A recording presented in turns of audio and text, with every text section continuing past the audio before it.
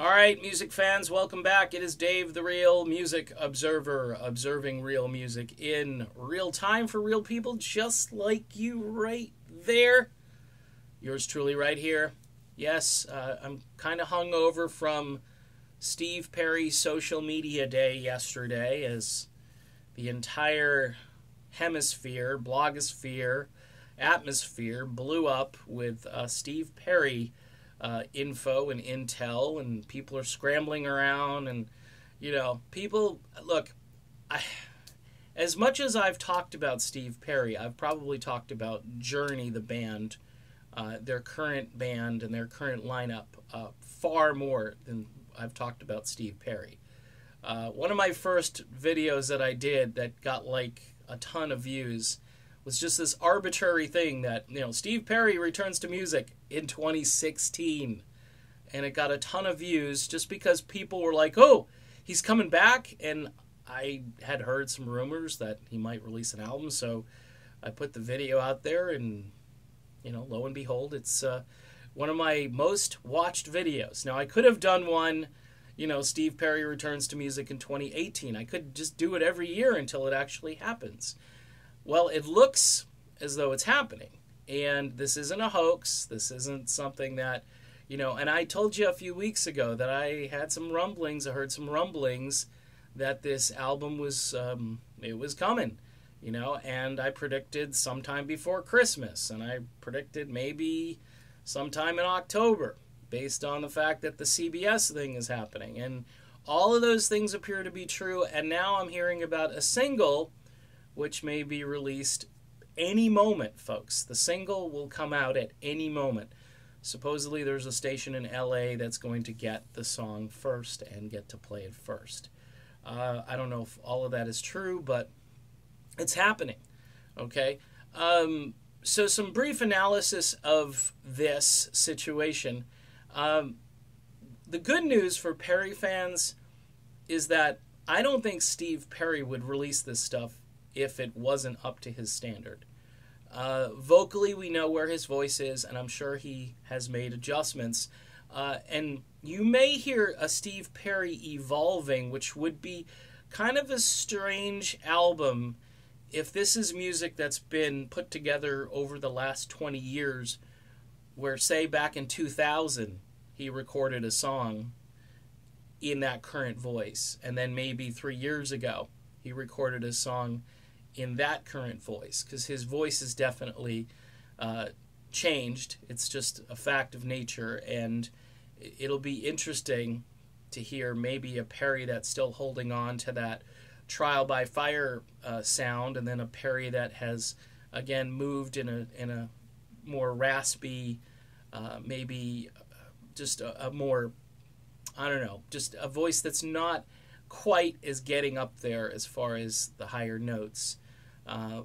But people are telling me, I really don't care, Dave. He could sing the phone book. He could sing the alphabet, as long as he's releasing music. This, of course, speaks to the idea that absence makes the heart grow fonder. But like I say, I think Perry is his own worst critic. I think as far as content of this album, here's what I'm hoping for. Here's what I'm hoping for. I'm hoping that Perry is not going to douse us with alternative rock. Okay? I'm praying that it doesn't sound like the Eels. I'm praying it doesn't sound like Toad the Wet Sprocket. I don't mind Toad, but these are two groups that he showed up around. Toad more recently, and obviously the Eels, who he touted as he was a big fan of. And I went and I listened to their music, and I'm like, really, Steve? I mean, I would have been happier if, Steve was hanging out with Smokey Robinson. That would have given me a lot of hope for maybe what he wants to do.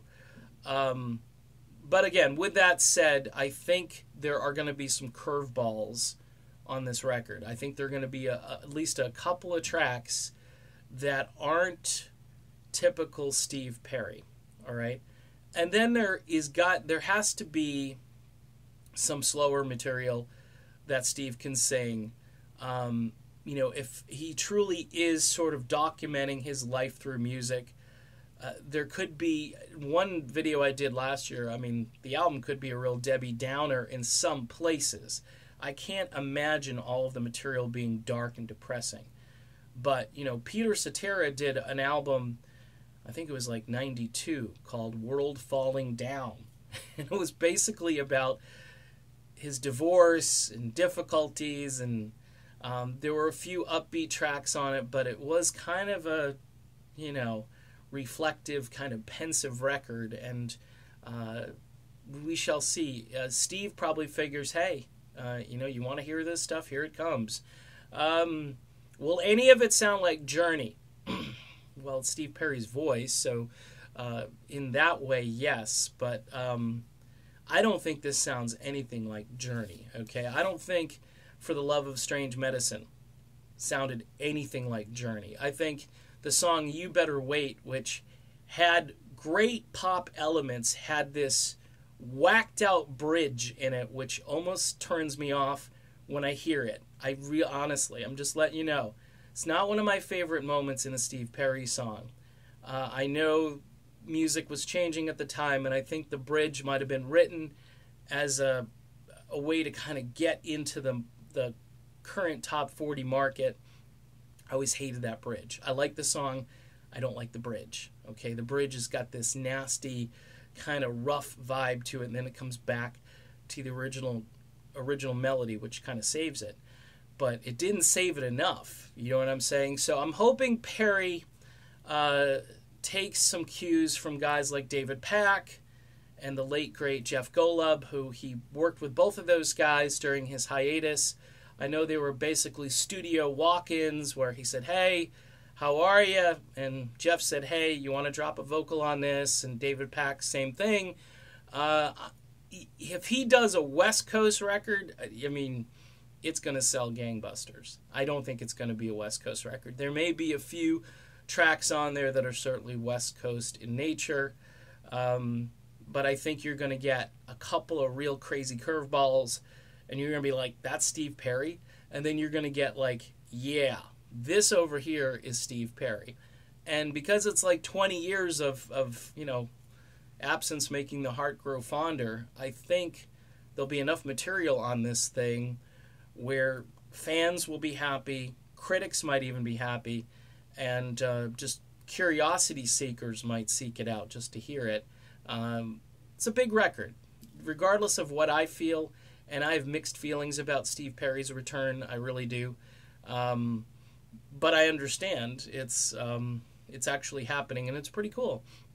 But in any event, that's what I'm thinking as far as what this thing will sound like, and you know, and Steve Perry, he's got both feet in promoting Eddie Trunk, I guess, tomorrow. Pretty big stuff that Steve Perry's going on with Eddie Trunk for 2 hours. And I'm sure we'll have to dissect that interview once I get to listen to it. But for now, it's just me, just Dave, coming at you. See you soon.